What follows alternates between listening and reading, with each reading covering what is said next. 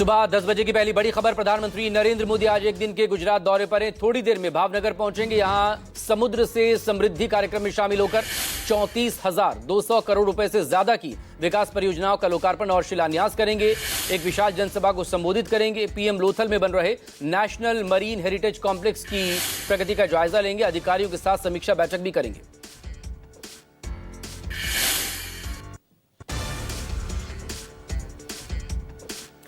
तेजस्वी यादव की बिहार अधिकारी यात्रा का आज 5वां और आखिरी दिन है। तेजस्वी यादव वैशाली में 3 अलग अलग विधानसभा क्षेत्रों में जनसभाओं को संबोधित करेंगे।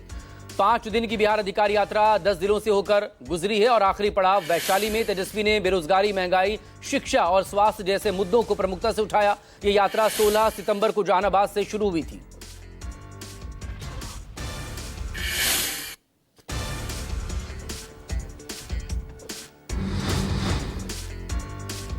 दिल्ली में एक बार फिर से कई स्कूलों को मिली बॉम्ब से उड़ाने की धमकी। DPS Dwarka, Krishna model public school और सर्वोदय विद्यालय को ईमेल के जरिए मिली धमकी। धमकी मिलने के बाद पुलिस ने सभी स्कूलों को खाली करवाया। पुलिस डॉग स्क्वाड के साथ स्कूल परिसर की जांच कर रही है। धमकी देने वाले की पहचान की कोशिश में जुटी।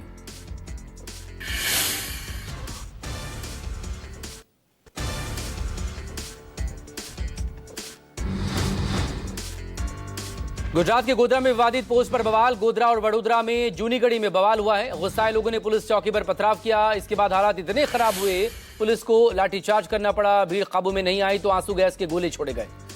बताया जा रहा है कि बवाल उस वक्त हुआ जब एक शख्स की विवादित पोस्ट को लेकर पुलिस उसे पूछताछ के लिए थाने लेकर आई।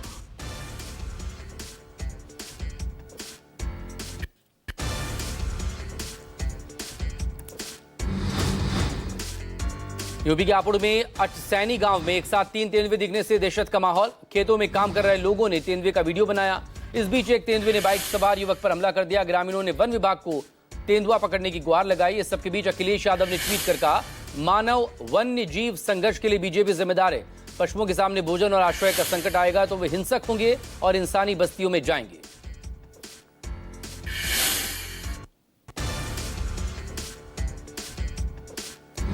जम्मू कश्मीर के किश्तवाड़ में सुरक्षा बलों और आतंकियों के बीच एनकाउंटर। सुरक्षा बलों पर आतंकियों के बीच फायरिंग हुई है। 2 से 3 आतंकियों के वहां पर घेरा हुआ है। रात करीब 8 बजे से ये एनकाउंटर वहां पर शुरू हुआ था। सर्च ऑपरेशन जारी है। इस सबके बीच पुंछ सेक्टर में सेना के जवानों ने हथियारों का एक बड़ा जखीरा बरामद किया है।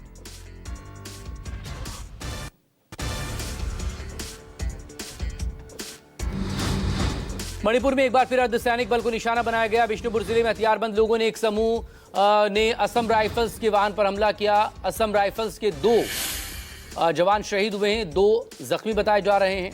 अंधाधुंध फायरिंग की गई थी। फरार उग्रवादियों की तलाश में सर्च ऑपरेशन इलाके में चल रहा है।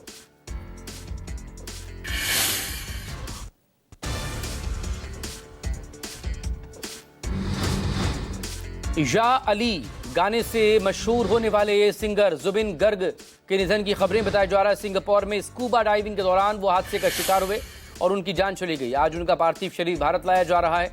कहा जा रहा है कि वे नॉर्थ ईस्ट फेस्टिवल में परफॉर्म करने गए थे। निधन से म्यूजिक इंडस्ट्री और उनके फैंस के बीच मातम छा गया। देश और दुनिया भर में उनके फैंस उन्हें भावुक श्रद्धांजलि दे रहे हैं। पीएम मोदी, शान, विशाल ददलानी समेत कई हस्तियों ने उन्हें श्रद्धांजलि दी।